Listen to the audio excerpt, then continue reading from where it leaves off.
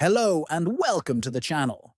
Today we will guide you through the process of deleting your Wattpad account directly from your phone, whether you no longer use the app or want to start fresh. This video will help you permanently close your account safely and easily. First, open the Wattpad app on your phone. Next, look at the top right and click on your current profile photo. Then, click on the Settings icon, which is also located at the top right. Then, navigate to the Account section by tap on Profile and Account. Then scroll down carefully until you see the option labeled Close Account. Once you tap on Close Account, Wattpad will ask you to select a reason for deleting your account. Choose the option that best fits your situation. Then click on Continue to proceed.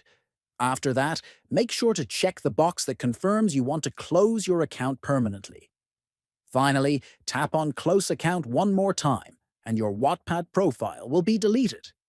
If you found this guide helpful, make sure to subscribe to the channel, like this video, and share it with others. Thank you for watching, and stay tuned for more useful tutorials.